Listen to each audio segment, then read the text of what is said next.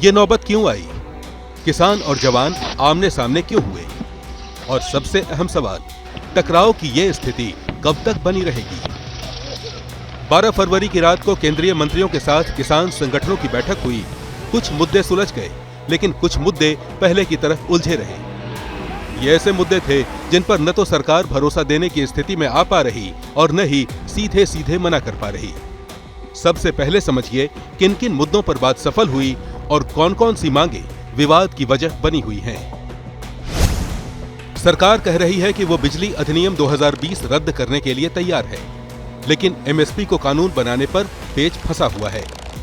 इसी तरह लखीमपुर खीरी में मारे गए किसानों के परिवार को मुआवजा देने के लिए सरकार राजी है, लेकिन किसानों की कर्ज माफी पर रोड़ा अटका हुआ है। पिछली बार हुए आंदोलन के दौरान किसानों पर जो केस दर्ज हुए थे उन्हें वापस लिया जाएगा, लेकिन स्वामीनाथन आयोग की सिफारिशें लागू हो जाएंगी, इसकी गारंटी देने को कोई तैयार नहीं है। सरकार इस तरह से देश के किसान मजदूर को डरा नहीं सकती।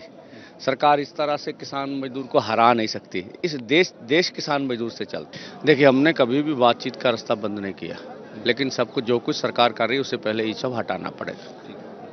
अब यदि 90% प्रॉब्लम को हम सॉल्व करने के तरफ में आगे बढ़ गए तो एक विषय है जिस विषय पर हम चर्चा करके कह रहे हैं कि आगे बढ़ें, तो मैं अभी भी मानता हूँ, मैं ऐसे संगठन के लोगों के बारे में यही कहूँगा कि बातचीत के जरिए इसका समाधान का रास्ता हम ढूंढें।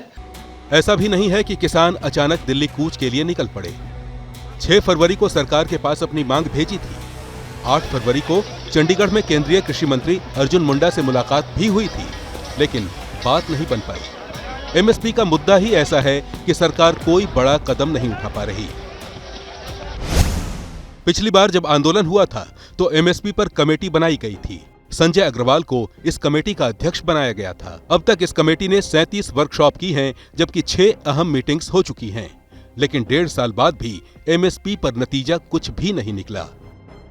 एक तरफ तो आप कहते हैं कि बातचीत अच्छी चल रही है, दूसरी तरफ बातचीत के दौरान किसान नेताओं के ट्विटर हैंडल्स बंद करवाए जा रहे हैं। तो किसान नेता क्या कह रहा है उससे हमें मतलब नहीं है। किसानों की जायज़ मांग है, हमें नहीं फर्क पड़ता कि वो कांग्रेस के साथ हैं, कांग्रेस के खिलाफ हैं, भाजपा के साथ हैं, भाजपा के खिलाफ हैं, उससे कोई मतलब नहीं।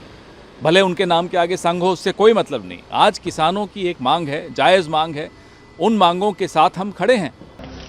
किसानों की एक अहम मांग स्वामीनाथन आयोग की सिफारिशों को लागू कराने की है, जो पिछले लंबे वक्त से चली आ रही है। ये सिफारिशें क्या हैं, इसे समझिए। इसमें पहली सिफारिश यही है कि एमएसपी औसत लागत से 50% ज्यादा रखी जाए। सरप्लस जमीन भूमिहीन किसानों को दी जाए। किसानों के कर्ज पर ब्याज 4% से ज्यादा न हो। कर्ज की जबरन वसूली पर रोक लगे। किसान कमीशन बनाया जाए। सेहत सुविधाएं बढ़ें और वित्त बीमा की स्थिति मजबूत हो। महिला किसानों के लिए किसान क्रेडिट कार्ड।